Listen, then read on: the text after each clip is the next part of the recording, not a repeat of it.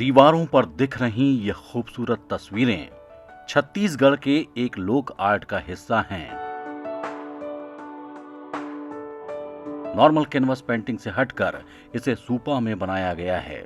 जी हाँ, वही सूपा जिसे अनाज साफ करने या रखने के लिए इस्तेमाल किया जाता है।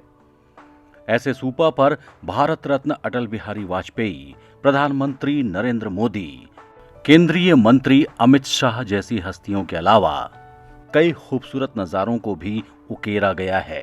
सूपा आर्ट जनजाति आदिवासियों की कला है और अब इसका विस्तार देश विदेश तक हो चुका है।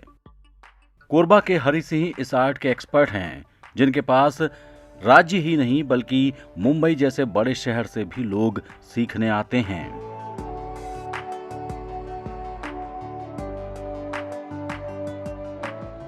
लगभग 2 साल हो गए मुझे। मैं हरी सर से इंस्पायर होकर के ये चीज़ें सीख रही हूँ और हम लोग सूप पेंटिंग को बढ़ावा देना चाहते हैं, क्योंकि सूप पेंटिंग जो होता है वो यहाँ के लोकल जो ट्राइबल्स जो होते हैं उन लोगों के कल्चर को, उन लोगों को रोज़गार मिलता है, उनके कल्चर को बढ़ावा मिलता है। और जो बड़े-बड़े पेंटिंग्स होते हैं जो हम लोग नॉर्मल कैनवास पे पेंट करते हैं, वो सारे जो होते हैं वो इंडस्ट्रीज़ में जाते हैं और महँगे-महँगे दामों में बिक जाते हैं, जिससे लोकल एरिया के लोगों को यहाँ पे कोई फ़ायदा नहीं होता है। सूपा पर खूबसूरत चित्रकारी के हुनर को सूपा कला या मल्हार भी कहा जाता है। पुराने समय में अलग अलग जनजाति के लोग प्राकृतिक रंगों का उपयोग कर सूपा पर आदिवासी संस्कृति के डिजाइन या चित्रकारी करते थे। सूपा कला की आर्टिस्ट अंजलि प्रधान कहती हैं कि मुझे पेंटिंग करने का बेहद शौक है, लेकिन कुछ सालों से मैं सूपा कला की भी प्रैक्टिस कर रही हूँ। नॉर्मल कैनवास से सूपा की सतह प्लेन नहीं होती, जिसके चलते ये थोड़ा कठिन भी है।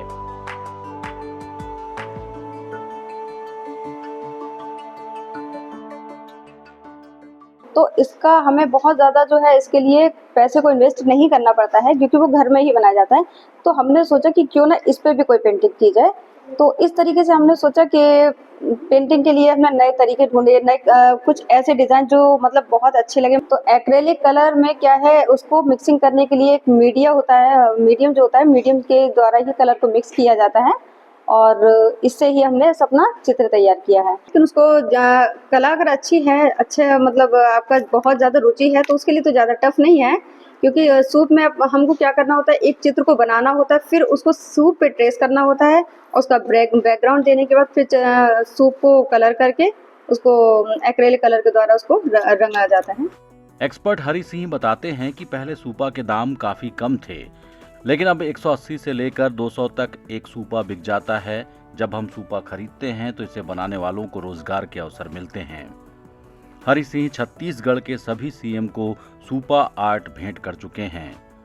उन्होंने बताया कि कोरबा के एक जिला पंचायत के सीईओ ने आदिवासियों को इस कला से जोड़ने को कहा था। इसके बाद से अब तक सैकड़ों लोगों को हरि सिंह ये आर्ट सिखा चुके हैं। उनकी एक छात्रा तो न्यूजीलैंड में भी है।